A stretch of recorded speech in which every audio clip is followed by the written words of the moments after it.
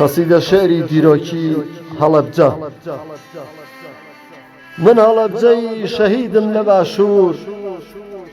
من هەڵەبجەی شەهیدم لە باشوور، سروش کێوی باڵامبۆی بە من بەخشیوە، شنروێ و سورێن شورای پشتم لە باکوور، ڕۆژ هاوام ڕووباری سیروانە و شارە زوور، نەخشی گەردوونە دێ بەرەو خوار وا لە ژوور،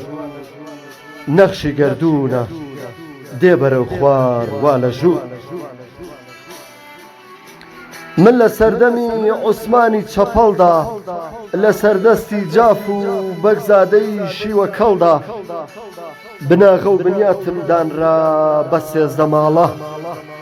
ماومەوە تاکو ئێستا وا سەدان ساڵە، ماومەوە تاکو ئێستا وا سەدان ساڵە. من هەڵەبجەی شەهیدی کوردستانم، قایم خانی شارم بوو عادیلە خانم، مانای هەڵوژەم ئەلەبجای ئەرسەلانم، نە حەلەبی بچووک نە عەجەبای فارسانم، نە حەلەبی بچووک نە عەجەبای فارسانم. نالی شعری کلاسیک و شعری نوێی گۆران، شاهۆ و خورشیدە بابان و ئەژی گۆران، تایربەگی جاف و کوڕە جافەکەی موختار،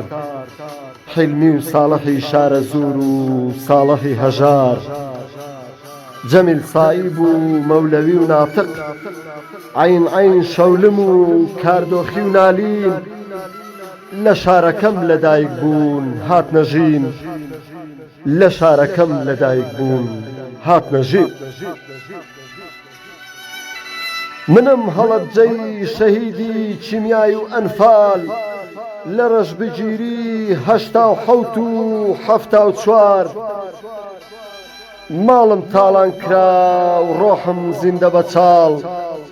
وێنا ناکرێ مەگەر هەر بووترێ بەزار، یەکەم چەخماخەی دوو شۆڕشم لە دێ لە شار، یەکەم چەخماخەی دوو شۆڕشم لە دێ لە شار. یەکەم شەهیدم فاتیحی لاو بوو، لە بوێری ئەودا دوژمنم لاڵ بوو، بە تۆپ و تەیارە و زەبری ناپاڵم، کۆمەڵکوژی کردین زۆرداری زاڵم، کۆمەڵکوژی کردین زۆرداری زاڵم. سێ ڕۆژ لە دوای یەک لە شازدەی سێوە، ساردین و غەردەل بە بۆنی سێوە، ساڵی شەهید بوو ساڵی هەشتا و هەشت، 5,000 هەناسە فرین بۆ بەهەشت، 5,000 هەناسە فرین بۆ بەهەشت.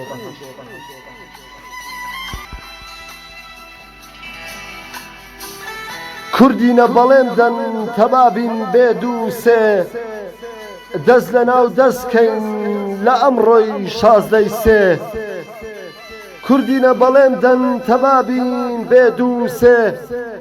دەست لە ناو دەستکەین لە ئەمڕۆی شازدەی سێ، بۆ ئازادی گەل و گشت تاکە کەسێ، چەوسانەوەمان بۆ ناحەزان نەڕەخسێ، چەوسانەوەمان بۆ ناحەزان نەڕەخسێ.